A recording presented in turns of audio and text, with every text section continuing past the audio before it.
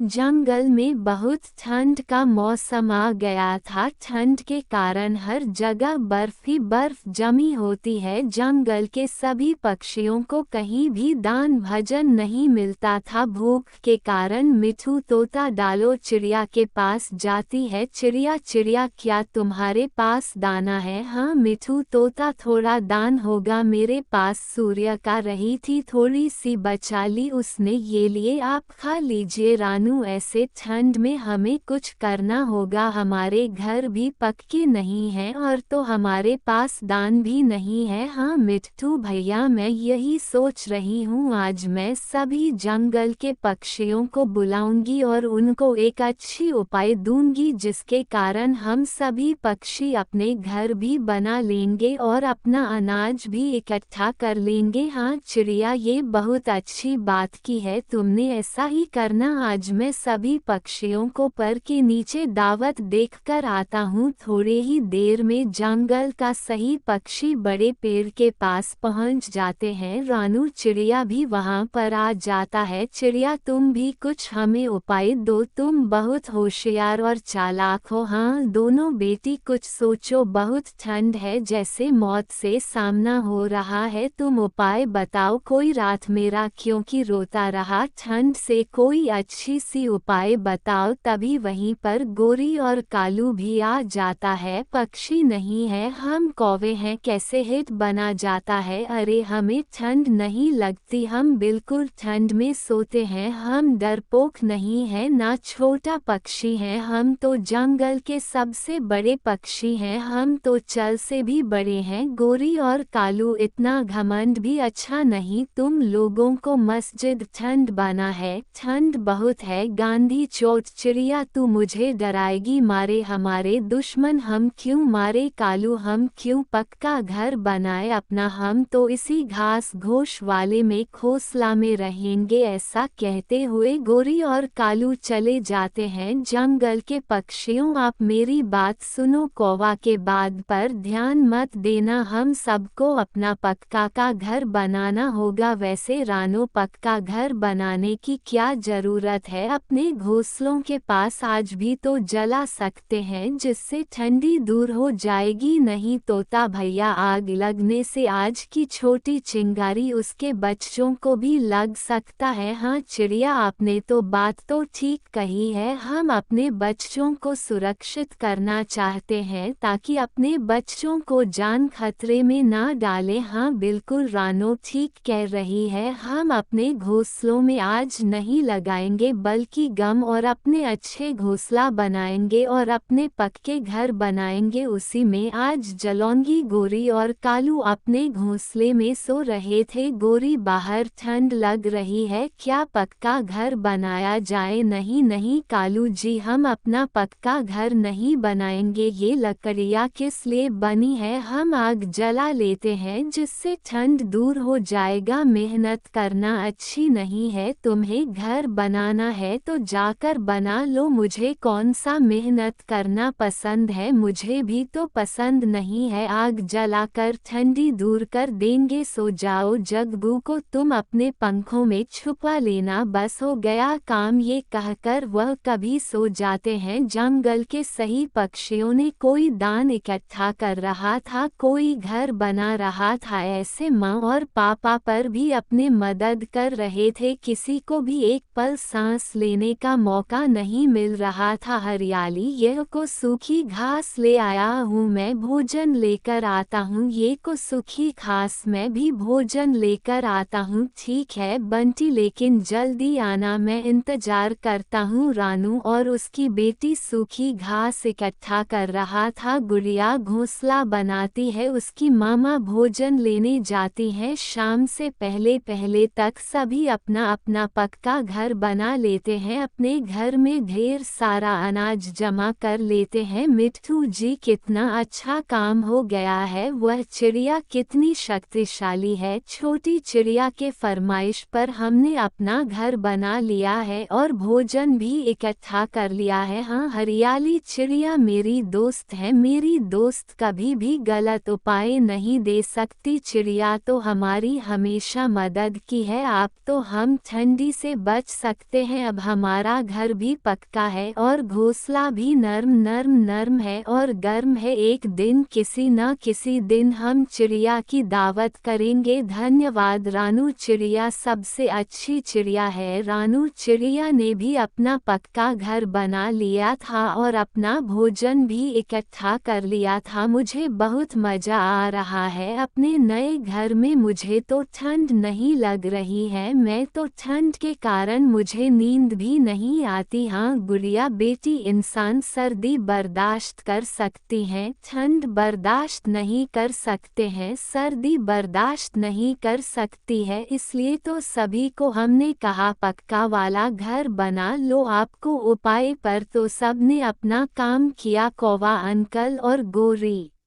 Aunty ने नहीं किया, वह भी अपना घर बना लेगा। कौवे कितनी खराब है। गुड़िया बेटी, मेहनत करने वाला अच्छा रहता है, इसलिए हम सबको कभी भी मेहनत नहीं छोड़ना चाहिए। मामा, क्या हम घोंसले में थोड़ी सी आग जला सकता हूँ? इससे कोई चिंगारी तुम्हारे पथ में लग जाएगा और आग लग सकती है। इसलिए तो हमने पक्का घर बनाया है, इसलिए हम कहानी पढ़े, इसलिए हमें पक्का घर बनाया है। फिर रात हो जाती है, सभी पक्षी अपनी अपने घर में सो जाते हैं। गोरी, कालू और जग्गू ही सो रहे थे। ठंड के कारण को नींद नहीं आ रही थी। नाना नाना, मुझे नींद नहीं आ रही है, बहुत ज़्यादा ठंड लग रही है। चलो जल्दी से आग जला दो, मत चलाओ, सुबह जलाएंगे, आज थोड़ी सी ठंड भाग आएंगे। माँ पापा, आप इतने ही क्यों नहीं कमरे हैं? आप मेहनत